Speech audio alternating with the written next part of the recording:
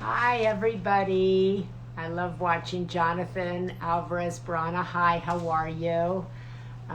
Mike Jackson, 693. Hi, everybody. It's Tuesday, September 14th. J. Leslie, 83. Hi. Hi, Stephanie. Boom. Hello from Texas. Hi from Texas. Where's everybody else coming from? Hi from the Philippines. APBHMD. Hi. Michigan. Hi, Tiffany from Michigan. I love Michigan. One of my favorite places. Hi, Marty from Ireland. Wow. Joe. Hi. How are you doing? Loric Stone. Hi, Maria. Hi. How are you? Dan Butner. Oh, hi, Dan.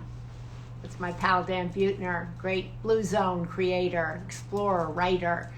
Hi, Maria from Sacramento. Aquatmont. Hi, how are you? Tampa, Florida. Melbourne, Australia. That's so exciting. Wisconsin. Joey, my nephew Joey. Hi, Aunt Maria. Hi, Joey. Oh, hi, Joey. He's the only one of my nieces and nephews that watches.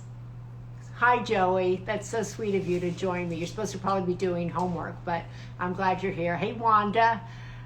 Did I vote today? Desiree, yes, I voted today. And that's why I wanted to come on a few minutes early. If you're in California and you have not voted, please go out and vote.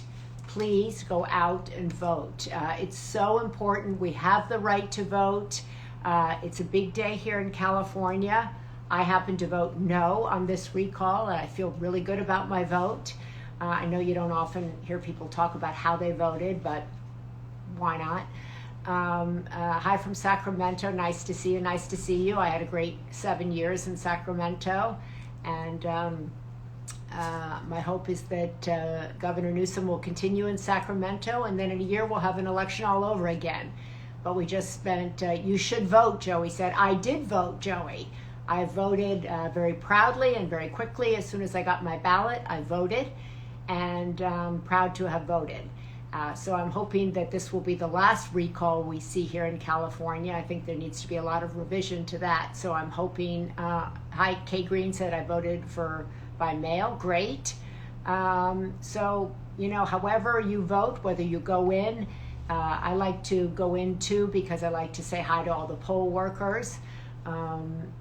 And I like to encourage them. It's always an act of service when you meet people who are manning the polls. So I always want to thank them. But vote, vote, vote if you're here in California. And obviously your vote is your own decision. But I hope you will vote. Allison, yes, Mosh Life. Mosh is the new company I'm doing with my son Patrick, and we start shipping bars that we're going to kind of officially launch next Tuesday on World Alzheimer's Day, because our bar will also be donating money to women-based research. So I'm super excited about that. I'm becoming an entrepreneur at my age. Who would have thought? Definitely not me. It's definitely a young person's game. So luckily I'm surrounded by a lot of really good young people. And I like having friends of all ages, all decades. Yes, somebody just said it's easy to sit out. Bintu Agne, hi. Easy to sit out your civic duty, but not a good idea because our democracy is fragile. We're seeing that around our country. Women's rights are fragile. We're seeing that around our country. So I hope those of you who join me here, those of you who read the Sunday paper, will do whatever you can to be involved in our country, however you see fit. So I'm super excited about this book. It's called Good Anxiety, Harnessing the Power of the Most Misunderstood Emotion. And Dr. Wendy Suzuki is the writer of this. I've worked with Dr. Suzuki in my work for women in Alzheimer's. She's attended several things that we've done. I'm a big fan of hers. She's a trailblazer, a groundbreaker. And I have anxiety. I never knew I had anxiety, and then all of a sudden there it was. And so having it labeled as good anxiety, I think everybody I talk to has some form of anxiety. But what I like about this book is that it says it's good anxiety, and she talks about how we can harness it for good, how we can build resilience from it. I don't know where she is, but she's here. She's got to be. Well, she'll come, I guess. She'll come. I could really rock your world and do an interview with my little nephew Joey. He's like 12 or 13, and he's supposed to be doing his homework, but I see him on here, but I don't know where he is. So Marlon 20032, hi Maria, it's from Brentwood. Okay, hi, how are we? Wendy Suzuki, I'm here. Well, Wendy, where are you? Wendy, you have to view, you have to request to come on. So maybe you could do that, Wendy. Pretty please. Wendy Suzuki. Anyway, this book is already a bestseller. It's called Good Anxiety. And we're going to put this conversation up in the Sunday paper. And if you don't subscribe to the Sunday paper, I really hope you will subscribe to it. It's free. It's the most inspiring, informative newsletter on the web, and it's a great community, great group of people who get it. So I hope you will join us, but I don't know where Wendy is. So Wendy just requested. Okay, Wendy, let's just see if you really did. Nope. Wendy, she said, I just requested. So I'm going to just request you myself. How about that? Wendy Suzuki, I'm going to request you myself. That works. Somebody else is saying, I have anxiety too. Like, who doesn't have anxiety? Raise your hand. Raise your hand if you don't have anxiety. There you are. Hi. Hi, how are you? I'm good. I've been here listening to all your hellos and like, I'm here. You're the neuroscientist. You're the one that's supposed to be able to send the request. But anyway, I feel like my brain is working thanks to you over the years. Congratulations, Wendy, Dr. Suzuki, on this book. It's really a triumph. I applaud you for it. And I love the title, Wendy. Yeah. Good Anxiety, because we're taught anxiety is bad. We're overcome with anxiety. Everybody has anxiety. Why is anxiety good? Put it in perspective for us. So anxiety is good because evolutionarily, anxiety and that underlying physiological stress response that comes with it, that butterflies in your stomach and that queasy feeling, that evolved to actually protect us. It is protective. It is essential for our survival. And I know everybody out there is thinking, I'm not feeling protected by my anxiety right now, right? It is not protecting me. And the reason for that is that collectively, as kind of a global society, our anxiety levels have been turned up so much by the pandemic, by your election in California, this uncertain thing, you know, we're anxious about that. We're all anxious about that. And too much of anything, even a good thing, is bad. And so we have turned the dial up on anxiety too much, and we've lost that protective aspect. So this book is getting us back to that protective, good anxiety. So that's why I named it Good Anxiety. I love what you say here. You say anxiety is a psychological and physical response to stress. Then you go on to say the body does not know the difference between stress caused by real factors and stress generated from imagined or hypothetical situations. So do you think that everybody is, not everybody, but so many of us are sitting around going, what if this happened? What if, and we're causing ourselves unneeded, unnecessary anxiety. Yes, absolutely. That's true. And let me just go back. You said maybe not everybody. Did you know that I finished the first draft of this book before the pandemic? And I started the book and I focused on my studies of anxiety because I noticed how many of my students at NYU were getting more anxious, my colleagues, my friends, myself.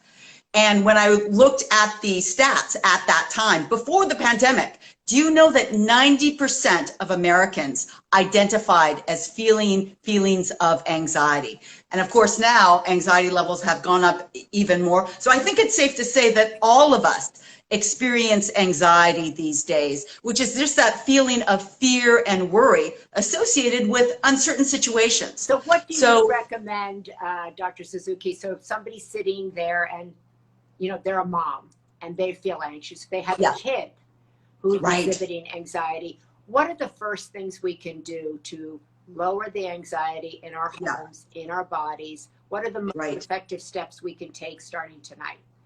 Yeah, so here are two that we can do right now, and maybe we can just do this together. The first one is to activate part of our stress reduction nervous system. I don't know if you knew that there was a part of the nervous system that is specialized in reducing our stress. It's called the parasympathetic nervous system, and it works to decrease our heart rate, decrease our respiration rate, and it pushes blood from our muscles into our digestive and reproductive systems. It's also called the rest and digest part of our nervous system.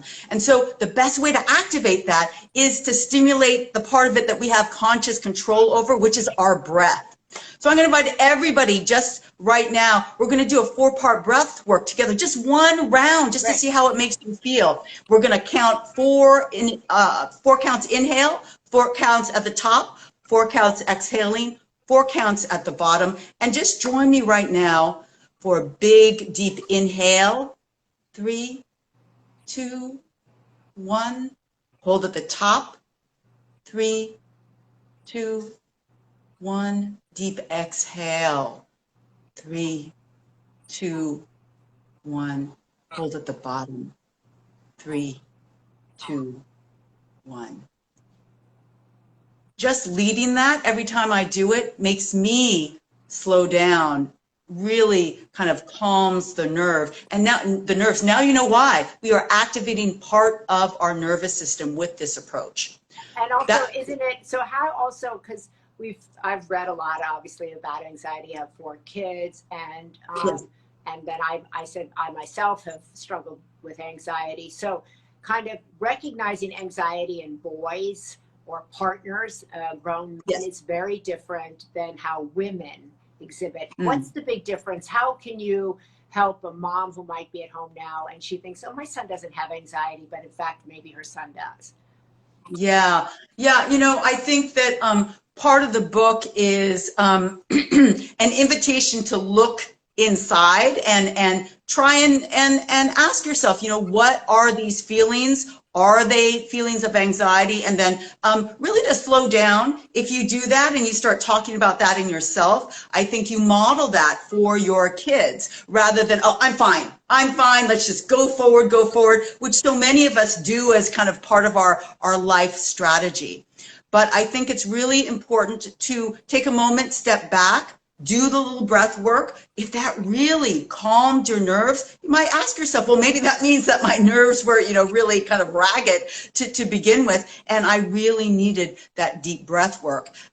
Doing that is very helpful. And talking through these feelings, I think we also tend to ignore our uncomfortable feelings. Who wants to talk about their anger or their worry? Well, I think this book is an invitation to open up that conversation. I'm not saying with the rest of the world, with your boss, but with yourself and with friends, to start talking about these range, this kind of one side of the range of our emotions, which really make us human. They teach us things about ourselves, and I think that is why you want it to be your friend. What has anxiety taught you about yourself? Yes.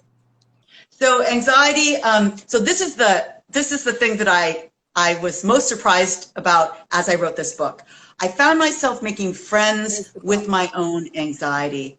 And how did I make friends with it? Well, let me talk about the part of anxiety that I've had for the longest time, which is social anxiety. I was a very shy, awkward student growing up. I had a hard time, you know, interacting with friends, and mainly I remember really wanting to interact in class and ask questions, but just being afraid. And I think that part of my anxiety gave me many different things. It taught me that even though I'm afraid, I've of course developed strategies to get over that. And those were some of the most powerful strategies, because I've learned that I'm not a hermit. I love interacting with people, even though I had that early social anxiety. We are social animals, and kind of acknowledging that and allowing myself to be a little bit awkward and try different things to kind of enhance my social skills and my social network has really changed my life. And it also gave me a superpower in teaching, because as a teacher now, Right. I automatically kind of gravitate towards those students that I know are afraid in class to ask me questions, and I make sure that there's lots of opportunities to ask. So it's also given me a superpower of empathy in the class. I love that, because looking at your anxiety first and foremost as being your friend, being good, the words we use are so important. The words we use to ourselves about ourselves, the words we use to ourselves about our fear, our anxiety. You're talking about it as a superpower. You're talking about it as having built empathy. It builds resilience. You talk about in the book about exercising your way to calm. I know you've done a lot about that. Hacking your sleep, modifying solutions, celebrating your wins. You call this the good anxiety toolbox. So kind of a toolbox to quiet your anxiety. Is it something that like people could find like, okay, I now have tools to quell my anxiety, to quiet it, but to also look at your anxiety as a superpower? Yes, yes. So, I mean, it's a sequence. So step one is to first say, okay, Wendy says anxiety is supposed to be good. Okay, let me try and explore that. Let me turn down the anxiety. Let me go to those last chapters of the book and look at that toolbox. And I tried to give so many, so everybody with all kinds of tastes, what they like, what they don't like, they can find something to try and turn down the volume of their anxiety. And when that is turned down, then you get into that zone where anxiety starts to be protective, because you can start to look inward onto those emotions and learn what that is teaching you about yourself. And at that point, that's when you can start to benefit from some of these gifts of anxiety, from empathy. So it's hard to be empathetic when you are, racked with anxiety. So let's turn that volume down. Let us explore our own anxiety and ask ourselves, how can I help somebody else from my experience of anxiety, for example? Yeah, I love what you talk about practicing optimism. You talk about positive self-tweeting. I like that. I'm a big believer in that. You talk about creating new microflow moments. You talk about writing. I find that very helpful, to expressive, to use your body in a way, to use the expression of actually handwriting out, this is how I'm feeling. And then sometimes you might discover that what you thought was anxiety might be excitement, might be nerves about a speech, and that's not necessarily bad, just means you're awake and aware, right? Right, exactly. And I love this thing, because I saw this piece, my cousin sent it to me, about the 6 exercises you do every day to build mental strength. And you talk about visualizing positive outcomes. Most of us visualize negative outcomes. Yes. Why is it so important to visualize positive outcomes, even when the world feels like it's so unstable? Yeah, it is because we create our worlds in our brains, and those visualizations become the model for what we, expect in the world. It's kind of like having a wonderful role model in your life. This can happen. Look at this amazing person who is an entrepreneur later in life, as you were just saying, who does all these, amazing interviews. You want that kind of model to inspire yourself. And also, a lot of this book is about using your own creativity to change your mindset, to change the way you are looking at these situations that for so long have just been, oh, this is just the anxiety, and I don't like this. Give me an example there, Wendy, about using your creative mind to change something that you might be dealing with every day that's negative. Yeah. So, let me use an example from my life. I could name the anxiety-provoking people in my life. There's always some people that will provoke anxiety. And some of these, anxiety-provoking situations or people I've had this history for a long time. It's like, can't change history.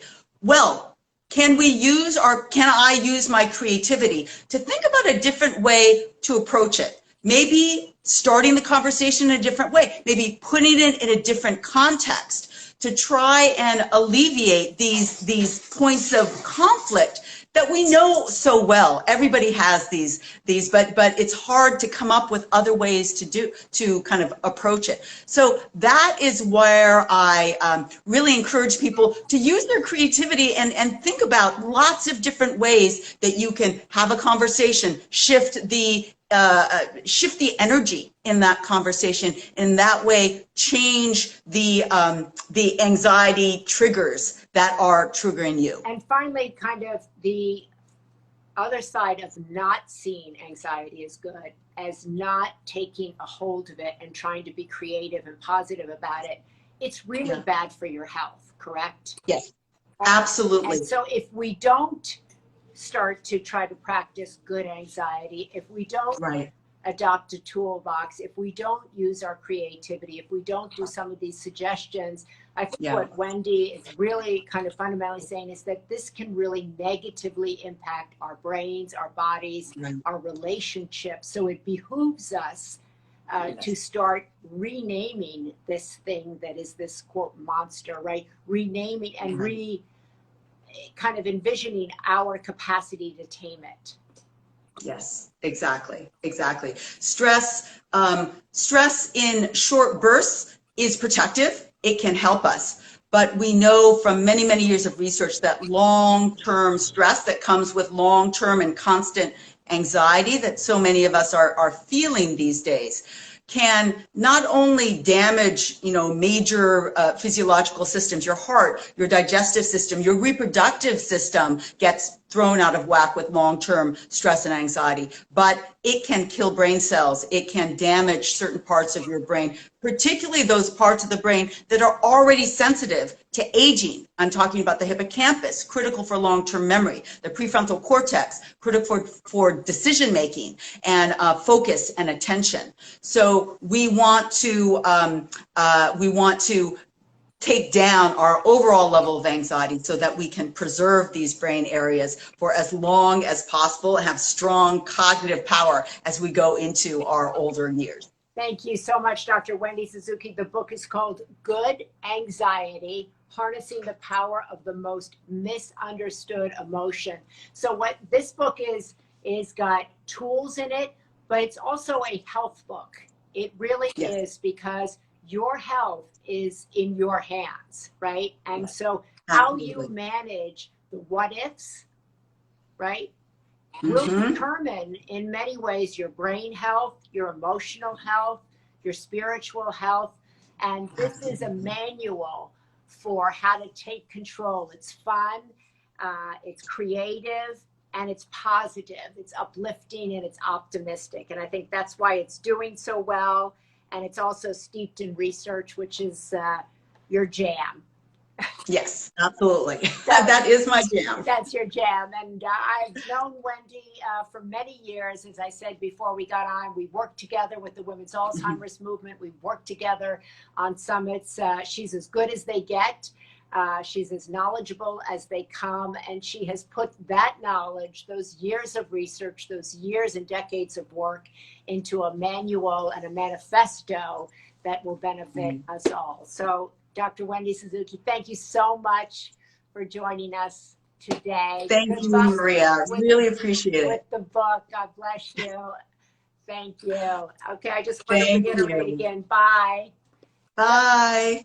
That is such a great book, and there's great blurbs on the back of this from Dr. Daniel Amen, Eve Rotsky, Lisa Bellew, Sharon Salzberg, all of them blurbing this book. 40 strategies for making anxiety work for you. So I think we're all living in anxious times, and we all have the power to kind of take it down. The book title appears backwards, Maria, says Tom Baker Law. Thank you, Tom Baker Law. It says Good Anxiety. Okay, I don't know how to make it go straight, but I can just tell you, it says Good Anxiety, Harnessing the Power of the Most Misunderstood Emotion.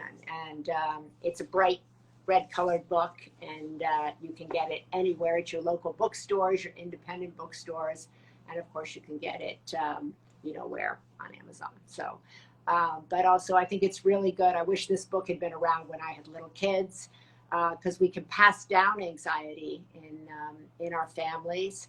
And so it's really important for all of us to do what we can to manage our own anxiety in the workplace, at home, and certainly on Twitter.